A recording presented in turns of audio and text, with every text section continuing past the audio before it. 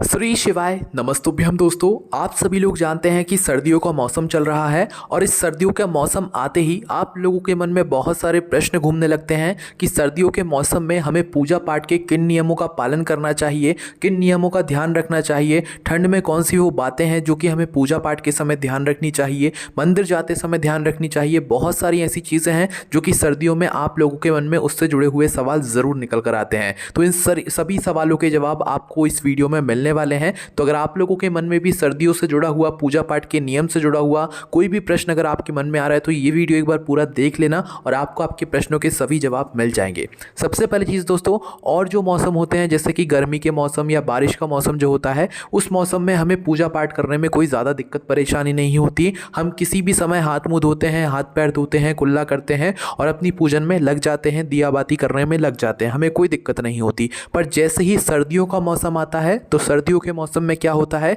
कि ठंड एकदम से बढ़ती है, कोहरा पड़ता है, जिसकी वजह से हमारे शरीर पर भी उतना ही जो है मतलब एक तरीके से अकड़ सी आ जाती है, मतलब कि हमारा शरीर एकदम ठंडा पड़ जाता है। तो उसमें हमें और काम करने में आलस अलग से आता है और पानी से हाथ मुंह धोने में तो भाई बहुत ही आलस आता है और ये सोचते हैं कि भाई इतनी ठंड में हम कैसे हाथ मुंह धोएंगे, चलो ऐसे ही पूजन कर लेते हैं। तो क्या हमें ऐसे पूजन करना चाहिए? और हम लोग सर्दियों में क्या करते हैं कि मोजे पहन लेते हैं, ग्लव्स पहन लेते हैं, तो भाई उनको पहन कर के हम लोग हाथ मुंह कैसे धो सकते हैं ना, और पूजन कैसे कर सकते हैं। तो ये सारी जानकारी अभी हम आपको बताएंगे। इसी के साथ में दोस्तों सर्दियों में क्या होता है कि जो सभी के घर की तुलसी जी होती हैं वो सूखने लग जाती हैं। तो भाई वो सूखने का कारण क्या होता है, आपको तुलसी जी को सूखने से कैसे बचाना है। अभी तो सभी लोगों के घर की तुलसी जी अच्छी रखी हुई हैं, पर इस वीडियो को देखने के बाद आप ज़रूर अपनी तुलसी जी में ये काम कर लेना ताकि आपकी तुलसी जी जो है सूखे ना, अच्छे से वो जो है यहाँ पर बनी रहे, हरी भरी, है ना।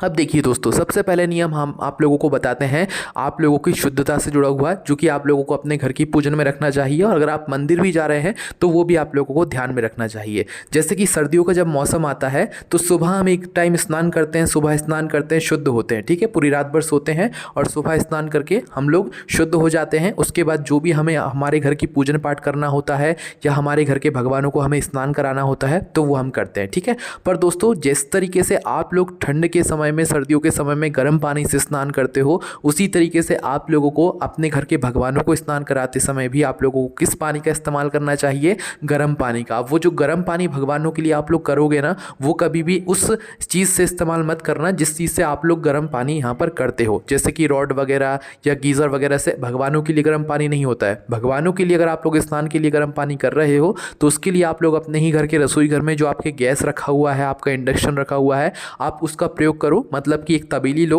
उसमें थोड़ा सा जल भरो, जो भी पानी आप जिस भी जल से स्नान कराने वाले, क्योंकि भगवानों के स्नान का जल जो है वो आप अलग से भर कर रखते हो। अब यहाँ पर भी एक प्रश्न आता है कि भैया जो मतलब जल होता है भगवानों के स्नान का वो हमें कैसा रखना चाहिए, क्योंकि सभी लोगों के घर पर तो जेट लगा नहीं होता है, हैंडपंप लगा नहीं होता है, जो ताज़ा जल नहीं निकाल सकते हैं। तो आपके घर में जब भी जल आता हो, पानी आता हो, नल से पानी आता हो, तो उस समय आप लोगों को अपने एक ऐसे पात्र में भगवानों का स्नान का जल रख लेना है जो कि आप लोग प्रतिदिन उसी पात्र में रखते रहो, ठीक है। तो आप लोग अपना जल भर कर रख लो, चाहे रात में आते हो तो रात को भर कर रख लो और अगले दिन सुबह जाकर आप लोग उसी जल से स्नान करा सकते हो, ठीक है। तो अपना वो जो जल है भगवान का वो अलग से भर कर रखा करो। अलग से एक पात्र ले लो भगवान के स्नान के जल का, आप उसी जल में मतलब उसी पात्र के अंदर आप अपना जल भरो भगवान के स्नान का और उसे एक अच्छी जगह पर रख दिया करो, या तो अपने घर के पीने के पानी वाले स्थान पर या तो भगवान जी वाले स्थान पर ही उस जल को भर कर रख दिया करो। फिर भले ही अगले दिन आप लोग जो है उस जल से आप लोग स्नान करा दिया करो। पर 2-3 दिन भरा हुआ जो जल होता है ना, 2-3 दिन हो गए उस जल को भरे हुए, उस जल से स्नान नहीं कराना चाहिए, क्योंकि वो एक तरीके से बासी हो जाता है ना।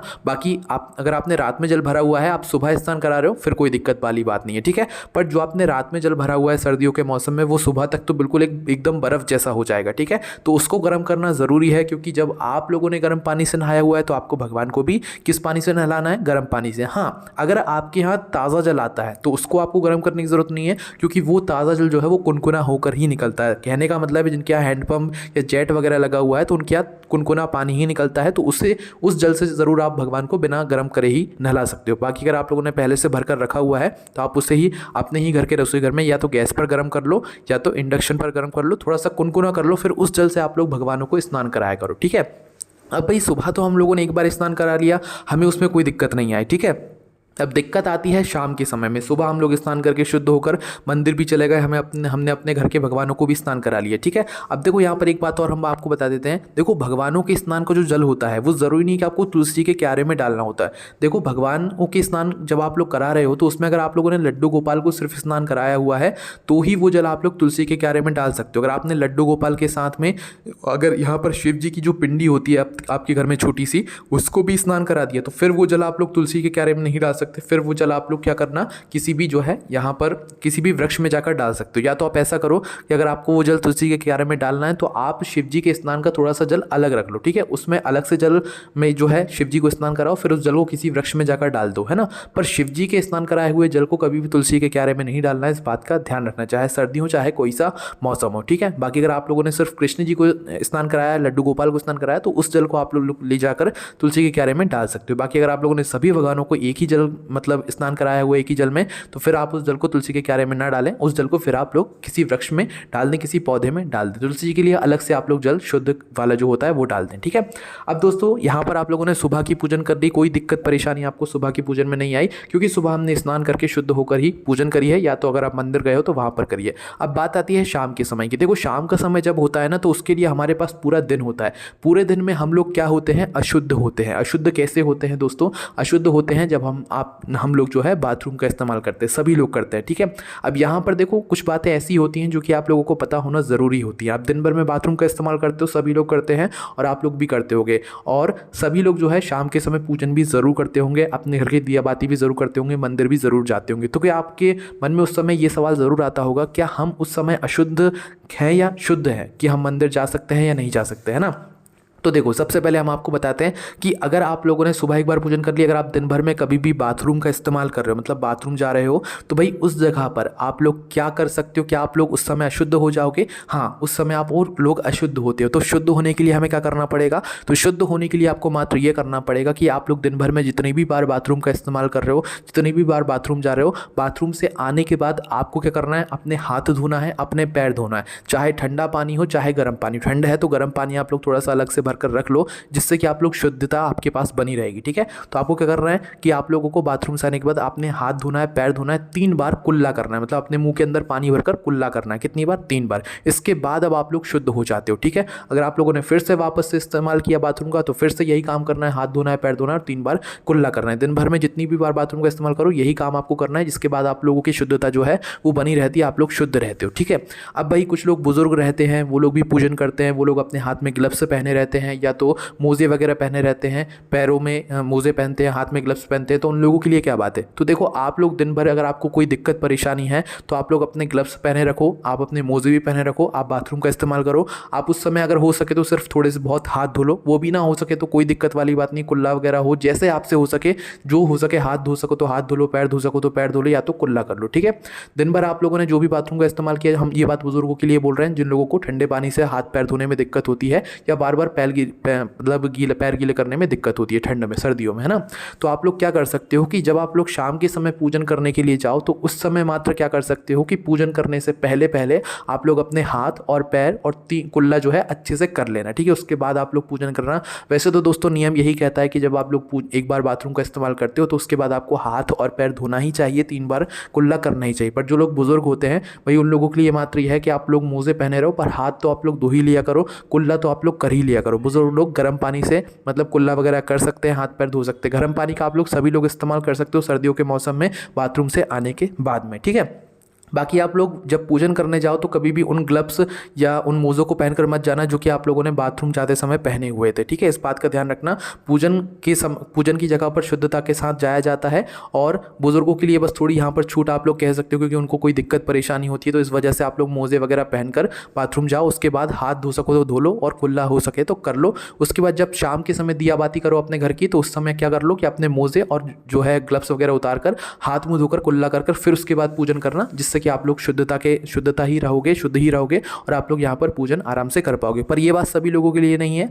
सभी लोगों के लिए ये बात है जो कि आप लोगों को बाथरूम जाना है, हाथ पैर धोना है, 3 बार कुल्ला करना है, उसके बाद ही आप लोग शुद्ध होगे। जो लोग ड्यूटी वगैरह जाते हैं, बाहर काम करने के लिए जाते हैं, तो उन लोगों के लिए ये बात है कि आप लोग दिन भर भले ही कैसे ही मतलब वॉशरूम जाओ, बाथरूम जाओ और आप लोग हाथ धो, क्योंकि पैर तो उस समय धो नहीं सकते, बाहर जो ड्यूटी जाते हैं भाई वो लोग जूते वगैरह पहने होते हैं, तो आप लोग दिन भर कैसे भी रहो, पर शाम को जब अपने घर वापस आओ तो घर आने के बाद आप लोग अपने हाथ और पैर अच्छे से धो, 3 बार जो है यहाँ पर आप लोग कुल्ला भी कर लो। अगर शाम के समय आप लोग ऑफिस से आकर, अपने ड्यूटी से आकर, अपने काम से आकर स्नान कर सकते हो तो स्नान करो, उसके बाद ही आप लोग फिर जो है यहाँ पर मंदिर में दिया बाती करो, या मंदिर जाओ या अपने घर की दिया बाती करो, ठीक है। तो अगर आप स्नान कर सकते हो तो स्नान कर लेना, अन्यथा कोई दिक्कत वाली बात नहीं है। ठंड के मौसम में, सर्दियों के मौसम में आप गर्म पानी का इस्तेमाल ही कीजिएगा ताकि आप लोगों को ज़्यादा परेशानी ना हो, ठीक है। तो ये तो बात हो गई भाई बाथरूम की। अब बात होती है शौच की। अगर आप लोगों ने पूरे दिन भर में कोई भी एक बार भी अगर आप लोगों ने शौच का इस्तेमाल कर लिया, शौच आप लोग चले गए, तो उसके बाद क्या नियम कहता है? तो उसके बाद नियम यही कहता है कि आप उस समय अशुद्ध हो गए हो, ठीक है।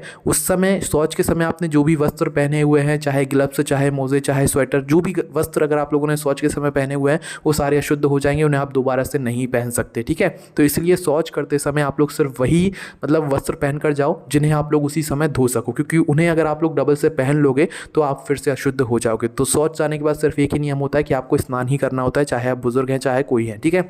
और अगर आप लोग नहीं कर सकते स्नान तो फिर उस दिन आप लोग अपने घर के मंदिर में प्रवेश ना करें या मंदिर ना जाएं, क्योंकि उस दिन आप लोग अशुद्ध रहते हैं और उस दिन आप लोग अपने घर के किसी और सदस्य से बोल दें कि वो पूजन कर दे, वो दिया बाती कर दे, ठीक है।